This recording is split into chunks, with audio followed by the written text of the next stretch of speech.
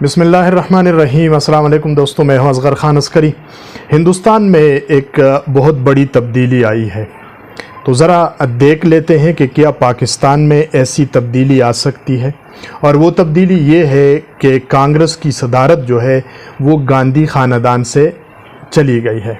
یعنی اب کانگریس خاندان جو ہے وہ گاندھی خاندان جو ہے وہ کانگریس کا پشتبان یا کانگریس جو ہے وہ ان کی گھر کی لونڈی نہیں رہی۔ یہ تبدیلی کانگریس میں ہندوستان میں آئی ہے،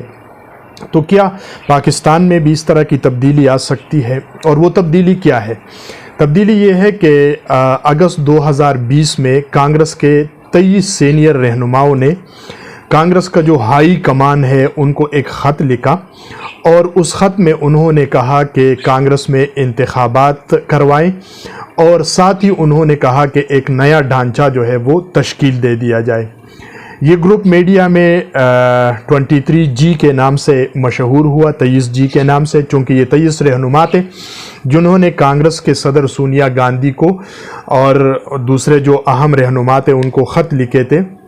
کہ جناب کانگریس میں انتخابات کروائے جائیں، کانگریس کا جو ڈھانچہ ہے، تنظیمی ڈھانچہ، اس کو ریسٹرکچر، ریبلٹ کر دیا جائے۔ تو یہ 23 اگست 2020 میں انہوں نے یہ خط لکھا تھا۔ اس میں جو اہم رہنما شامل تھے اس میں ایک تھے ششی تھرور، یہ ایک بہت بڑے کالمسٹ بھی ہے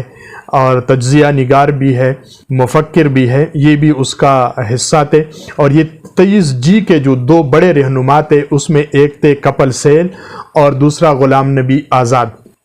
لیکن یہ دونوں جو ہے کانگریس کو خیر بات کر چکے ہیں، چھوڑ چکے ہیں کانگریس کو۔ اور پھر غلام نبی آزاد جو ہے انہوں نے استعفیٰ جو ہے وہ دے دیا تھا، اور یہ استعفیٰ اس بنیاد پر دے دیا تھا کہ کانگریس کے اندر صدارتی انتخابات نہیں ہو رہے اور دیگر جو تنظیمی انتخابات ہے وہ بھی نہیں ہو رہے، تو اس لیے غلام نبی آزاد نے یعنی کانگریس سے استعفیٰ دی تھے۔ اس وقت جو راہل گاندھی ہے وہ پارٹی کے کنیا کماری سے سری نگر تک، بھارت اور وہاں تک جو ہے یہ قیادت کر رہے ہیں، اور پھر انہوں نے ظاہر سی بات ہے دباؤ ان کے اوپر بڑھا، تو اس دباؤ کے بڑھنے کے بعد انہوں نے کانگریس میں صدارت کا جو ہے وہ صدارتی انتخابات کا اعلان کر دیا۔ ششی تھرور کے ساتھ دو اور نام بھی آئے تھے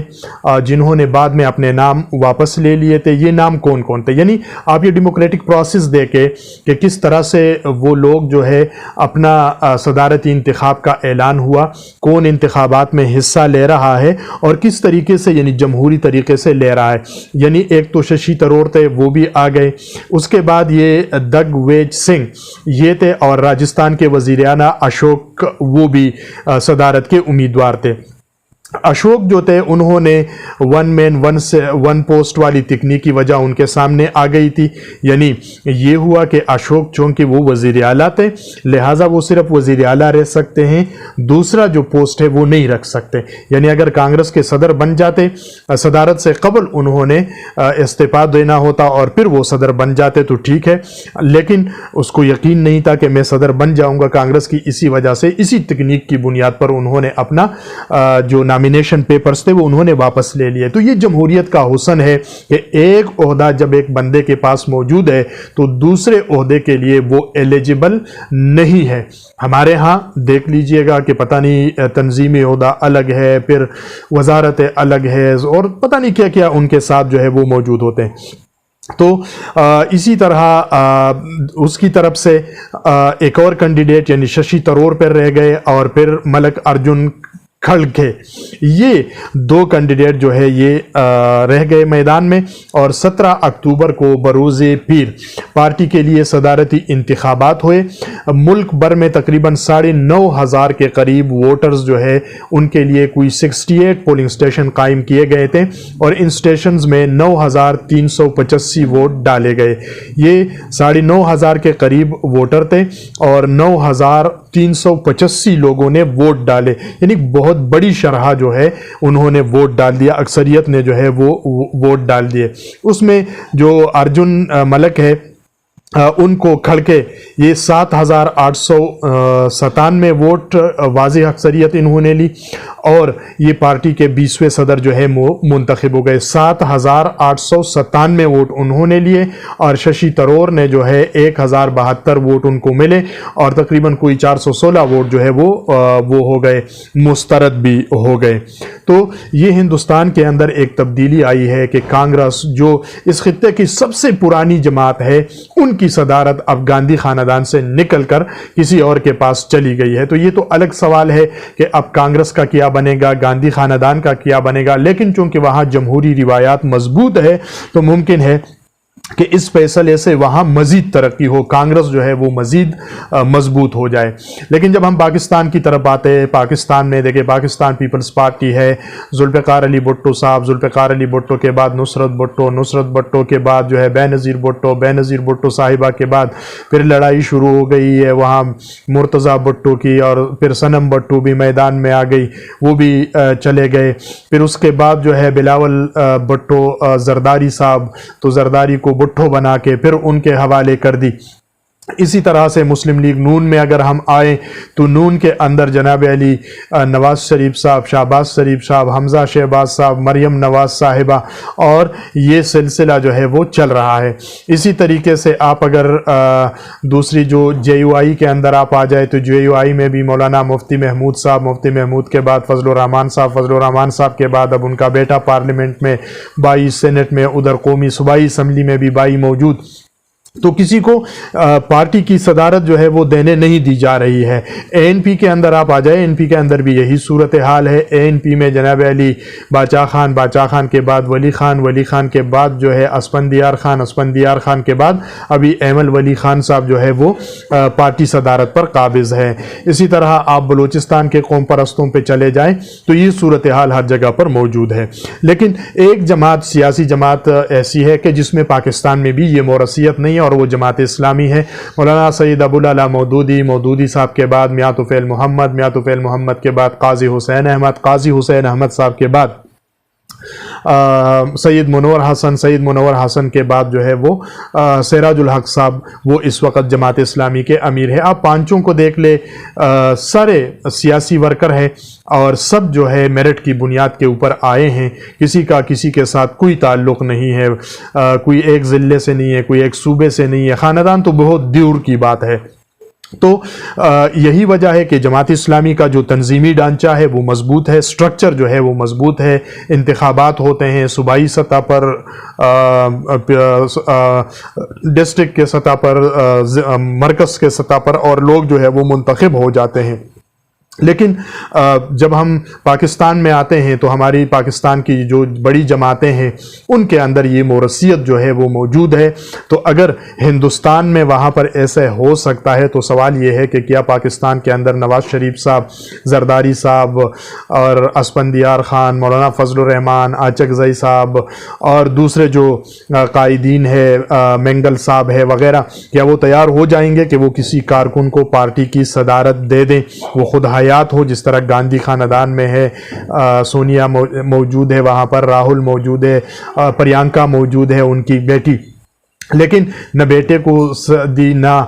بیٹی کو دی, نہ خود جو ہے انہوں نے صدارت سنبھال لی, بلکہ ایک کارکن کو جو ہے وہ انتخابات ہوئے اور اسی انتخابات کے نتیجے میں ایک کارکن جو ہے وہ کانگریس کا پریزیڈنٹ یعنی صدر جو ہے وہ منتخب ہو گیا ہے. تو یہ جمہوری روایات ہے جتنی زیادہ مضبوط ہوں گی تو اس سے توانائی بڑھے گی, نیا خون جو ہے, نئے لوگ جو ہے, مختلف شعبوں سے تعلق رکھنے والے لوگ جو ہے وہ سیاست میں آئیں گے, اور جب وہ سیاست میں آئیں گے تو ان کے پاس ایک تجربہ ہوتا ہے, ایکسپرٹ ہوتے ہیں مختلف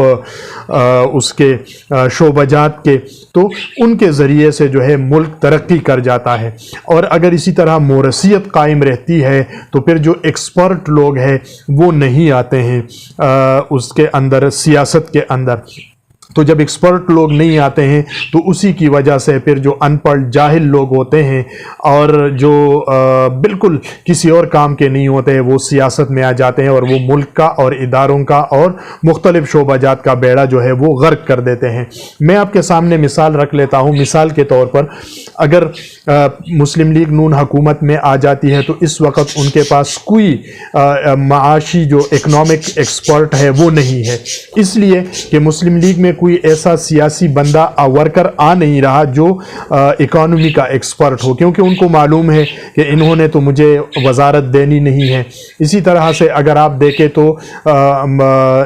جو خارجہ پالیسی ہے اس کا کوئی ایکسپرٹ نہیں ہے، فورن پالیسی کا۔ اسی طرح آپ دیکھیں ایگریکلچر کا، زراعت کا کوئی ایکسپرٹ ان کے ہاں جو ہے وہ موجود نہیں ہے۔ اسی طرح آپ ہیلتھ کا دیکھیں تو شعبہ ہیلتھ میں آپ دیکھیں کہ آج کل جو وزیر ہے اور اس سے قبل کی حکومت کی بھی جو وزیر تھی ان کی ایکسپرٹی دیکھیں کچھ بھی نہیں تھی، بس وہ ان کے اوپر سرمایہ کاری کرنے والے تھے تو وہ وزیر بن گئے۔ کلائمیٹ چینج کا اس وقت ہمیں بہت بڑے مسئلے کا سامنا ہے، تو آپ تمام جماعتوں میں دیکھ لیں، چاہے وہ مسلم لیگ ہے، پیپلز پارٹی ہے، پی ٹی آئی ہے، کسی کے اندر یہ ایکسپرٹ جو ہے وہ موجود نہیں ہے۔ ہاں، جہاں پر موریثیت نہ ہو اور جہاں پر کارکن جو ہے وہ قیادت کے درجے پر یا قیادت کے منصب پر فائز ہو جاتے ہیں تو پھر ان کے اندر یہ ایکسپرٹ لوگ موجود ہوتے ہیں، کیونکہ لوگ پھر ان سیاسی جماعتوں میں آتے ہیں، اس میں پارٹیسپیٹ کرتے ہیں، ان کے تھنک ٹینکس کا حصہ بن جاتے ہیں، کیونکہ ان کو یقین ہوتا ہے کہ اس سیاسی جماعت کے اندر میرٹ کے اوپر جو ہے وہ فیصلے کیے جاتے ہیں۔ مثال کے طور پر آپ جماعت اسلامی کو دیکھ لیجئے گا، وہاں پر ڈاکٹرز موجود ہیں، وہاں پر انجینئرز موجود ہیں، وہاں پر ایجوکیشنل جو ایکسپرٹ ہے وہ موجود ہے، وہاں پر ایگریکلچر ایکسپرٹ موجود ہے، وہاں پر کلائمیٹ کے ایکسپرٹ موجود ہے، وہاں پر فارن پالیسی کے ایکسپرٹ جو ہے وہ موجود ہے۔ یعنی ہر شعبے سے تعلق رکھنے والے افراد کا ایک گروپ وہاں پر ان کے پاس موجود ہے۔ تو ظاہر سی بات ہے کہ جب اگر جماعت اسلامی اقتدار میں آ جاتی ہے تو وہ انہی ایکسپرٹ لوگوں کو وزارت دے گی کہ جو جس شعبے کا ماہر ہے، تو جس شعبے کے ماہر کو اس شعبے میں لگا دیا جائے، جس طرح کہ ہے کہ right person for the right job, تو ظاہر سی بات ہے کہ پھر وہ شعبہ ترقی کرے گا۔ لیکن اگر آپ ایکسپرٹ کو نہیں لگائیں گے تو پھر اسی طرح پیچھے چلا جائے گا کہ جس طرح آج پاکستان کی مثال ہے۔ مثال کے طور پر آج جدید ٹیکنالوجی کا دور ہے،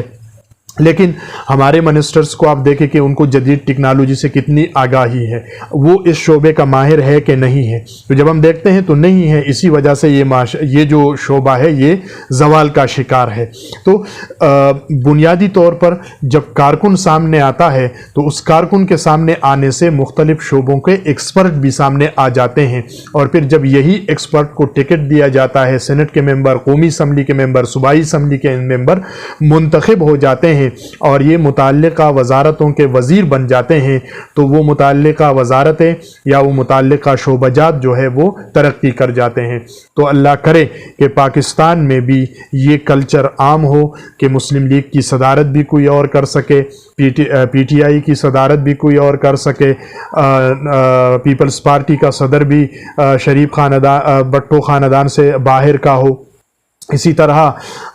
جے یو آئی سے بھی الگ کوئی بندہ جو ہے باہر سے موجود ہو کہ وہ صدر بن سکے، امیر بن سکے، اے این پی سے بھی۔ تو اس کے ذریعے سے نوجوانوں کے اندر خصوصاً ان کو توانائی ملے گی اور وہ پولیٹکس کے اندر، سیاست کے اندر آئیں گے، اور یہ بنیاد ہے کہ اگر سیاست درست ہے تو ریاست درست ہوگی، اگر سیاست درست ہے تو آئین اور قانون درست ہوگا، اگر سیاست درست ہے تو ملک کے اندر آئین اور قانون کی بالادستی ہوگی، اور اگر سیاست درست نہیں ہے تو پھر آئین اور قانون کی بالادستی نہیں ہوگی، اگر سیاست درست نہیں ہے تو پھر آئین اور قانون بھی درست نہیں ہوگا۔ تو جن دوستوں نے ہمارے چینل کو سبسکرائب نہیں کیا ہے وہ چینل کو سبسکرائب کریں، بیل آئیکن کو آن رکھیے گا، کمنٹس کی صورت میں اپنے رائے بھی دے سکتے ہیں، اور ویڈیو پسند آئے تو اپنے دوستوں کے ساتھ آپ اس کو شیئر بھی کر سکتے ہیں۔ اصغر خان عسکری کو اجازت، اللہ نے کہبان۔